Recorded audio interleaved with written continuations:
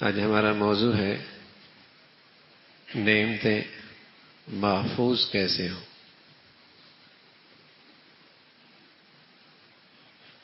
دنیاوی نعمتیں، اخروی نعمتیں، مادی نعمتیں، ایمانی اور روحانی نعمتیں محفوظ کیسے ہوں۔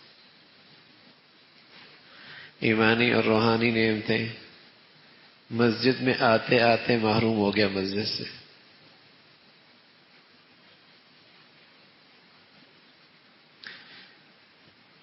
تلاوت کا معمول تھا، ایسا چھوٹا کہ یاد ہی نہ رہا کب تلاوت کی تھی۔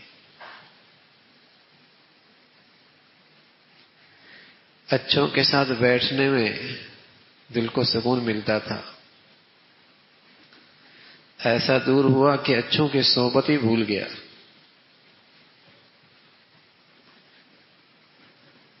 روحانی نعمت سے محروم ہو گیا۔ دنیاوی نعمتیں، مادی نعمتیں، عزت اللہ نے دی، صحت اللہ نے دی، سہولت کا رزق دے دیا، لقمہ حلال دے دیا، عزت کے ساتھ دیا، خوشحالی کے ساتھ دیا، فراوانی کے ساتھ دیا، دنیاوی نعمتیں۔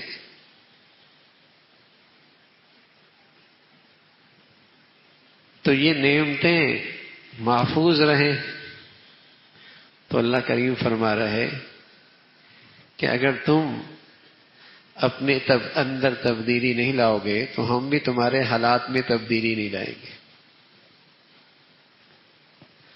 تم ہماری فرما برداری پہ چلتے رہو گے تو ہم بھی تمہارے لیے وہی حالات لائیں گے جو تمہیں پسند ہیں، اچھے حالات بڑھتے رہیں گے۔ اذا كنت في النعمة فرعها، جب تمہیں اللہ کوئی نعمت دے دے تو پھر اس کی حفاظت بھی کرو، اس لیے کہ فإن المعاصي تزيل النعم، فإن المعاصي تزيل النعم، اس لیے کہ گناہ نعمتوں سے آدمی کو محروم کر دیتے۔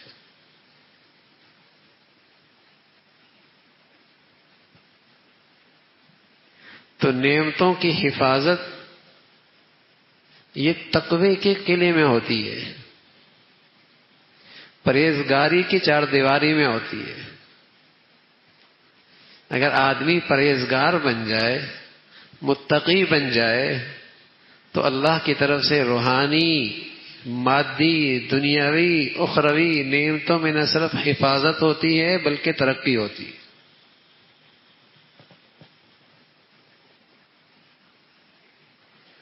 اللہ رب العزت فرما رہے ہیں ذالک بأن اللہ لم یکن مغیرا نعمۃ انعمها علی قوم حتی یغیروا ما بانفسہم۔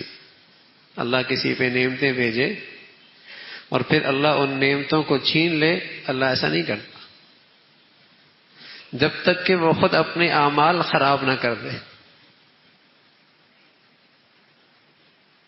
وما ربک بظلام للعبید، اللہ اپنے بندوں پہ ظلم نہیں کرتا۔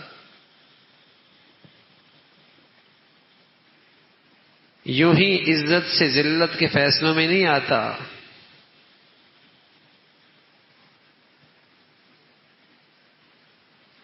یوں ہی خوشحالی سے تنگ دستی کی طرف نہیں آتا، یوں ہی سکون سے بے سکونی کی طرف نہیں آتا، یوں ہی محبتوں کے گلشن میں رہتا تھا، نفرتوں کے کانٹوں میں جو منتقل ہوا ہے اچانک اتفاقاً نہیں ہوا۔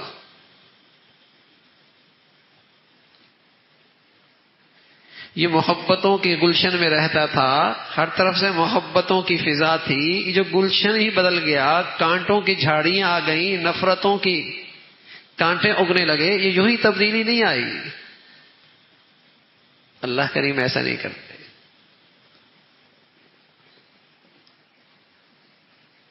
کہ اللہ رب العزت کوئی نعمت دے دے، انعامات سے نوازے اور پھر ان سے محروم کر دے، فرمایا یوں ہی نہیں ہوتا۔ جب تک کہ انسان اپنی حالت کو نہیں بدلتا، اللہ بھی اس کے اچھے حالات کو نہیں بدلتا۔ اس لیے جب اللہ کوئی نعمت دے دے نا، اولاد کی شکل میں دے دے، صحت کی شکل میں دے دے، خوشحالی کی شکل میں دے دے، گھر کی شکل میں دے دے، سکون اور اطمینان کی شکل میں دے دے، محبت اور عزت کی شکل میں نعمت مل جائے، فرعہا، ارے میاں اس کی حفاظت بھی کرو، اور اس کی حفاظت ہوگی تقوی کے قلعے میں، پرہیزگاری کی زندگی سے۔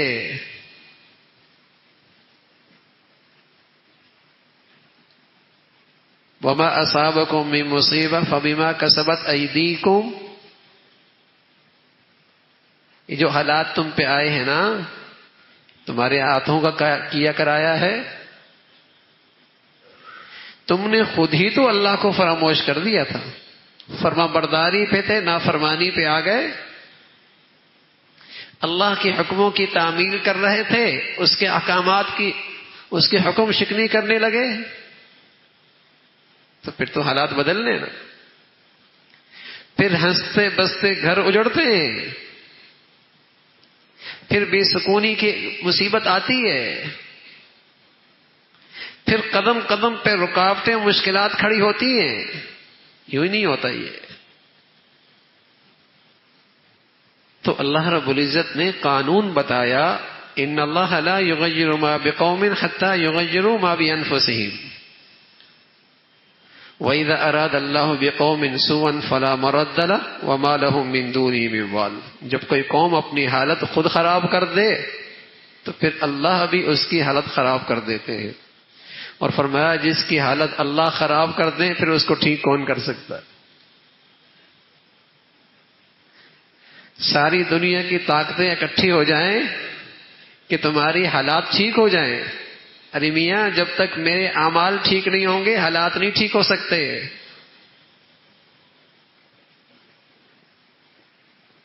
اللہ نہ چاہے تو کون کر سکتا ہے؟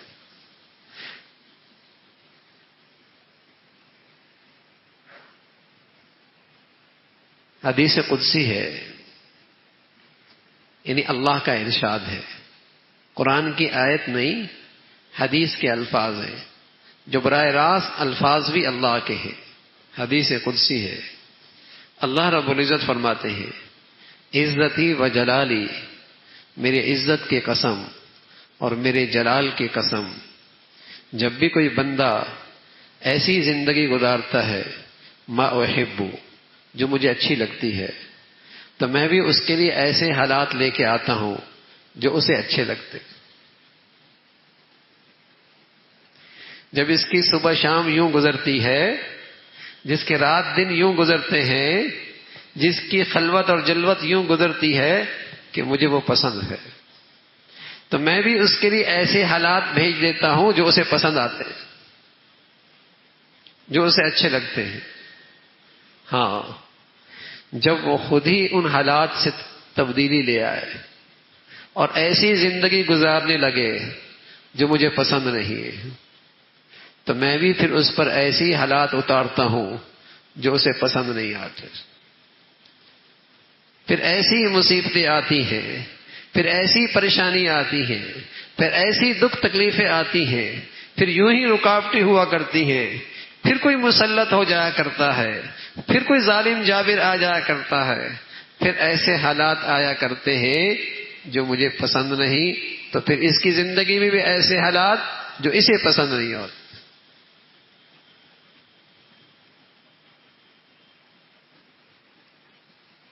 یہ اللہ کا ضابطہ ہے، یہ اللہ کا قانون ہے۔ تو نعمتوں کو محفوظ کرنا چاہتا ہوں، مجھے اور آپ کو اللہ نے کتنی نعمتیں دے رکھی، اور روحانی بھی دے رکھی ہیں، ایمانی بھی دے رکھی ہیں، اور سبحان اللہ مادی اور دنیاوی بھی دے رکھی۔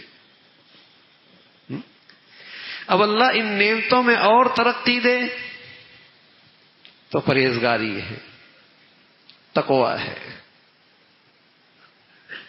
پرہیزگاری ہے۔ آدمی تہجد میں اٹھ رہا ہوتا ہے اور پھر تہجد میں اٹھنا بھول ہی جاتا ہے، ایسا ہی نہیں ہوتا، ایسا نہیں ہوتا۔ کسی گناہ کی ایسی نحوست ہوتی ہے کہ اللہ اس برکت کی گھڑی میں اب پھر اسے اٹھانا ہی نہیں چاہتا، اس لیے کہ وہ تو اللہ کے پیاروں کی گھڑی ہوتی ہے، اللہ کی معقول بندوں کی ساتھ ہوتی ہیں، جن کو اللہ اپنا خاص نور دینا چاہتا ہے محروم ہو جاتا ہے۔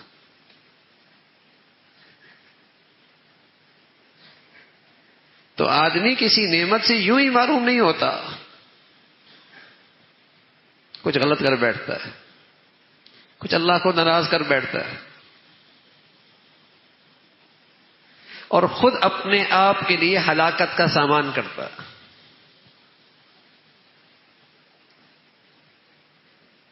تو نعمتیں تو اللہ کی بہت ہیں، اب اللہ زندگی دے نعمتوں کے ساتھ دے نا، زندگی اللہ دے نعمتوں کے ساتھ لطف اندوز ہوتے رہے نا۔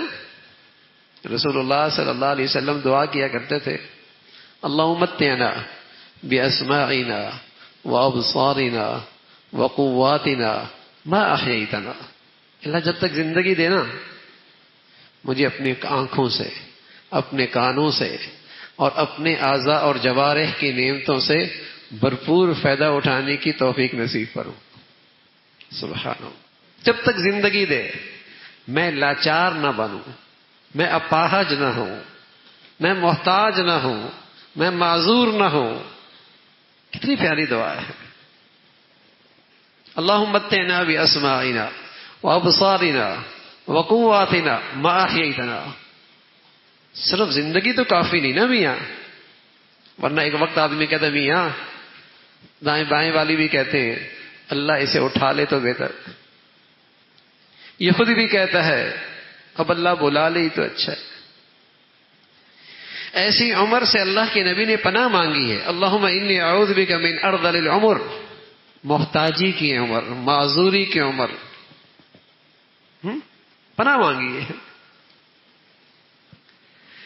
تو زندگی ملے اور نعمتوں کے ساتھ ملے نا، تو بہترین نسخہ پرہیزگاری ہے، عبادت نہیں، صرف عبادت نہیں، صرف عبادت نہیں، صرف نیکیاں نہیں، نیکی اور عبادت کے ساتھ پرہیز بھی ضروری ہے۔ اس لیے کہ اگر ٹینکی میں پانی آپ ڈال رہے ہیں اور بہت ساری طرف سے آپ نے پانی ڈالنے کا انتظام کر رکھا ہے، لیکن نیچے سے ساری آپ نے سوراخیں بھی کھول رکھی ہیں، بتائیے کیا بچے گا پانی؟ آپ بہت ساری عبادات اور نیکیاں کر رہے ہیں لیکن بد پرہیزی بہت ہے، گناہوں کی ساری سوراخیں کھلی ہوئی ہیں، تو کیا بچنا نیکیوں کا نور؟ کیا بچنا نیکیوں کا نور؟ تو پرہیزگاری ہے، نعمتوں کا تحفظ تقوی میں ہے، پرہیزگاری میں ہے۔ تو اس لکھا اذا کنت فی نعمہ فرعھا، جب اللہ نعمت دے دے پھر اس کی حفاظت بھی کرو۔ لوگ بہت ساری نعمتوں کے بہت سارے اسباب اختیار کرتے ہیں، دکان میں کاروبار سامان رکھا ہو تو تالا بھی لگا لیتے ہیں، چوکیدار بھی رکھ لیتے ہیں، گارڈ بھی رکھ لیتے ہیں، گھر میں قیمتی سامان ہو تو بکس میں رکھتے ہیں، تالا لگاتے ہیں، پھر گھر کے اندر بھی محفوظ جگہ پہ رکھتے ہیں ضائع نہ ہو جائے۔ تو میرے عزیزو، اللہ کی دی ہوئی جسم میں بھی تو بہت ساری نعمتیں ہیں، اس کے لیے بھی کسی تالے کی ضرورت ہے، ان نعمتوں کے لیے بھی کسی حفاظت کی ضرورت ہے نا۔ کتنی نعمتیں ہیں اللہ کی، گن نہیں سکتے۔ اللہ حفاظت فرمایا جب چلی جائے نا تو پھر احساس ہوتا ہے کتنی بڑی دولت تھی، پھر اندازہ ہوتا ہے کتنی بڑی دولت تھی۔ تو اللہ نے نعمتیں دے رکھی ہیں، مادی بھی دے رکھی ہیں، روحانی اور ایمانی بھی دے رکھی ہیں، ان نعمتوں میں ترقی ہوتی چلی جائے، یہ نعمتیں بڑھتی چلی جائیں۔ نسخہ ہے پرہیزگار بن جائے، پرہیزگار بن جائے۔ اور بھائی ہم خوش نصیب ہیں کہ اللہ نے رمضان بھیجا ہی اس لیے کہ مسلمان پرہیزگار بن جائے۔ اللہ رب العزت نے رمضان بھیجا ہی اس لیے ہے کہ مسلمان پرہیزگار بن جائے، ان کی زندگی میں پرہیزگاری آ جائے، تقویٰ آ جائے۔ تو اللہ رب العزت زندگی نعمتوں والی دے، اور زندگی دے اور نعمتوں کے ساتھ ہی دے، اور نعمتوں کے ساتھ لذت اور لطف اٹھاتی ہوئی اللہ رب العزت خاتمہ نصیب فرما دے۔